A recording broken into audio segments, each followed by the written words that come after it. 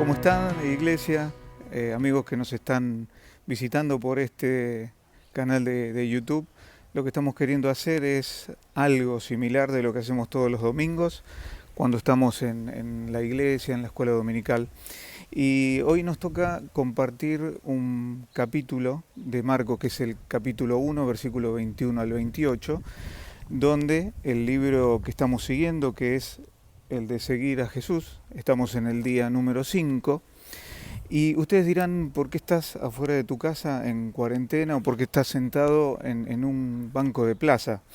Porque como símbolo de lo que vamos a tener como título es lo que está pasando acá. Es decir, el título es verdaderamente libres y lo que quiero mostrar con esto que amén de la cuarentena podemos estar verdaderamente libres. Así que los acompaño a que primero escuchemos una video lectura y después vayamos a compartir el pasaje.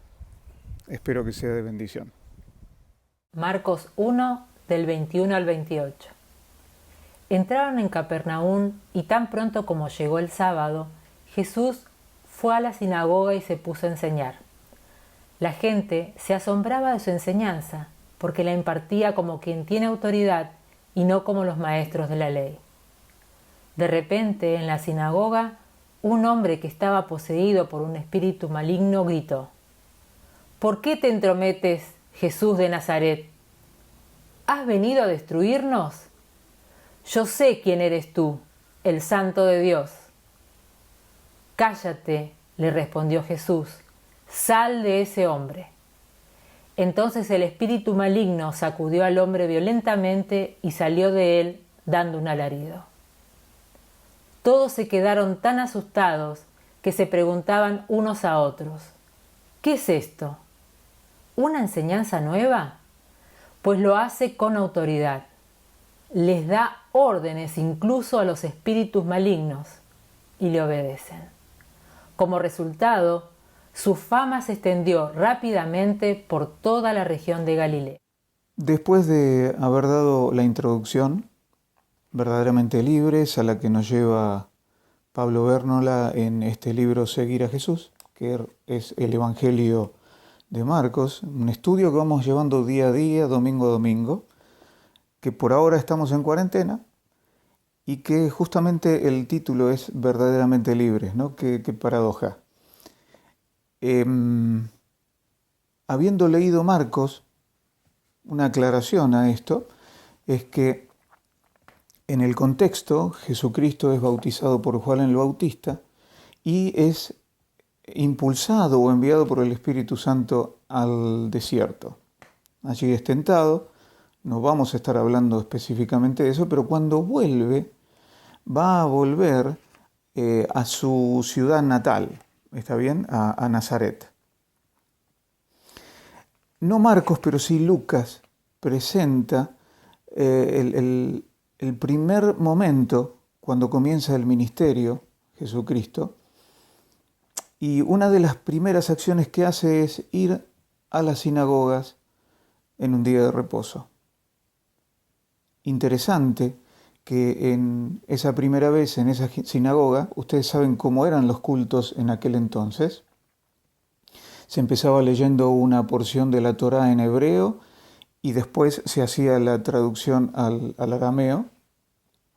Posiblemente había algún cántico, algún salmo que se elevaba a Jehová, y después de eso se leía algún profeta.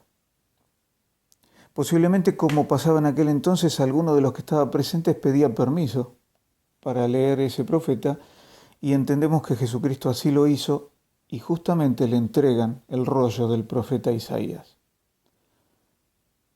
Que justo que buscando, se paran Isaías 61:1, y ahí dice lo siguiente. Fíjense lo que va a leer Jesucristo. El Espíritu de Jehová el Señor está sobre mí porque me ungió Jehová. Me ha enviado a predicar buenas nuevas a los abatidos, a vendar a los quebrantados de corazón, a publicar libertad a los cautivos. Justamente, verdaderamente libres. Y el Señor, en su inicio de ministerio, lo que está diciendo es: te estoy trayendo la buena nueva de libertad. Allí hay una frase muy famosa en Nazaret, que Jesús dice que no hay profeta sin honra sino en su propia tierra, porque ahí obviamente lo rechazaron. Es así que entonces empieza el pasaje de Marcos donde dice que bajando a Capernaum, y por eso bajan desde Nazaret hacia Galilea, a una ciudad que estaba bordeando el mar de Galilea, y ahí es que dice Marcos que cuando bajaron, dice que Jesucristo de alguna manera estaba esperando ese día de reposo. Y fue nuevamente a la sinagoga. Y ahí es que entonces dice que la gente se asombraba de la enseñanza porque la impartía como quien tiene autoridad. Interesante que ahora, dentro de todas las personas que están ahí presentes, había una persona que tenía un espíritu impuro o como dice acá, estaba poseído por un espíritu maligno. Interesante lo que le dice este espíritu maligno. Dice: ¿por qué te entrometes, Jesús de Nazaret? ¿Viniste a destruirnos? Y ese mismo espíritu inmundo le dice: sé quién eres tú, el Santo de Dios. Interesante que dentro de una sinagoga, donde se supone que hay personas que van a estar participando para construir o para madurar espiritualmente o para ir conociendo a Dios, haya una persona que está ligada a un espíritu inmundo. Una aclaración: algunos comentaristas y la gran mayoría de las personas, lo que estamos entendiendo es que hubieron algunas señales específicas, así como las lenguas repartidas como de fuego cuando el Espíritu Santo cayó ahí en Pentecostés, y estas señales y la señal de resurrección de Lázaro fueron algunas acciones o algunos hechos específicos muy impactantes en una época impactante, donde el reino de los cielos se había acercado al hombre. Imagínense que el mismo Jesucristo dice: si yo por el dedo de Dios echo fuera demonios, quiere decir que el reino de los cielos está entre vosotros. Es decir, el reino de los cielos, el día agradable de Jehová se había acercado. Y eran las primeras manifestaciones para decir: ¿se dan cuenta?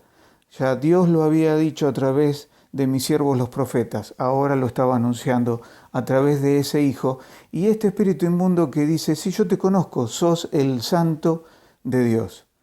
Qué loco que haya gente que hoy, o alguna religión o secta, que esté diciendo que Jesucristo no era Dios, cuando el mismo espíritu inmundo está diciendo que Él era el Santo de Dios, el Hijo del Altísimo.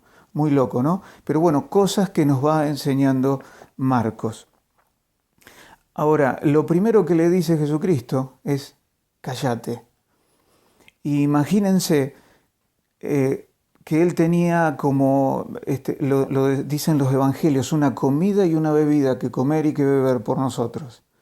Era su servicio, sus milagros, su llegada, su amor, su misericordia, su paz, su agua viva dada a mucha gente, pero también tenía que cumplir el ministerio de la cruz, de la muerte y la muerte de cruz. Esa era la comida y la bebida que ellos no podían comer ni beber, pero era el único que podía ser un sacrificio acepto delante de Dios, porque Él fue sin pecado.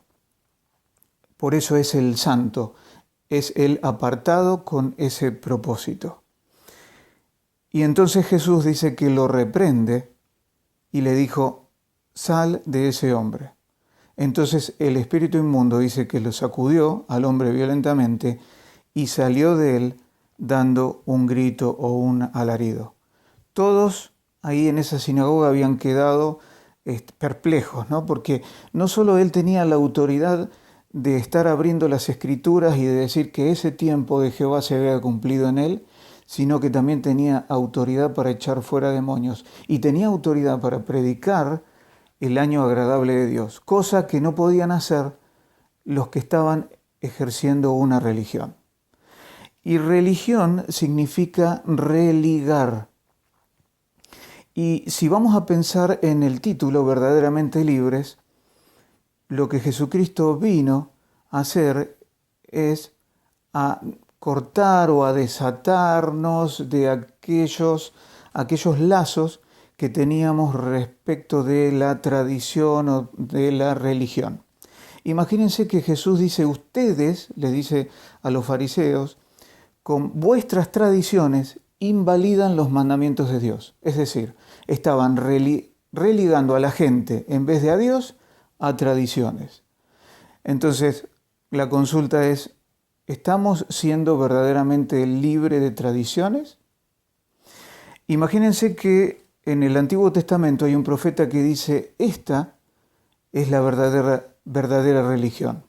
Dice, hacer justicia, ¿sí? Hacer justicia, lo que corresponde, lo que es justo, amar la misericordia y humillarte delante de tu Dios. Después, cuando quieran, acuérdense de estas tres cosas, piénsenla porque tienen una profundidad tremenda. Hacer justicia, amar la misericordia, no ser misericordioso, sino amar la misericordia y humillarse delante de Dios.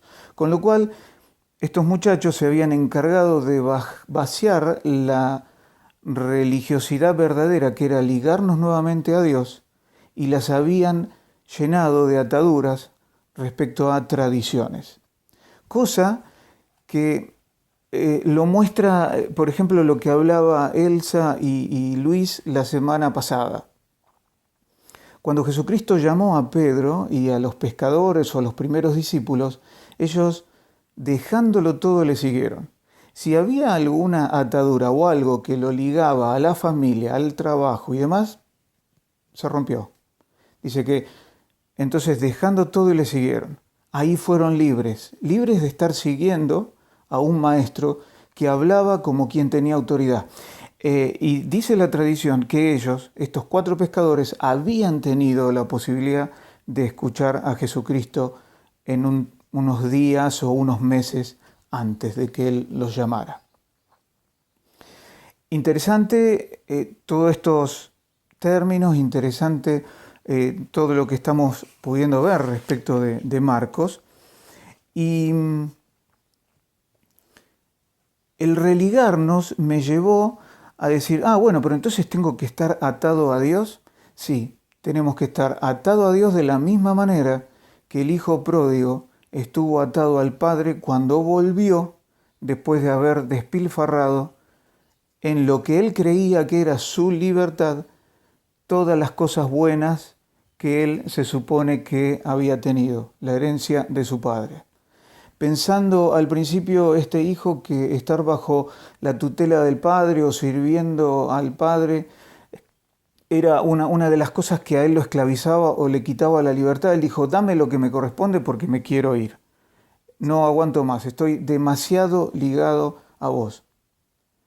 Cuando se despilfarra todo y cuando ya él entiende, ahí comiendo las algarrobas con los chanchos, entiende que ese tiempo no era el que él pensaba que iba a ser el de, no iba a tener ninguna ligadura con el Padre, iba a estar completamente libres, resulta que ahí se da cuenta que está mucho más atado que antes y peor porque había caído hasta estar a la altura de un cerdo.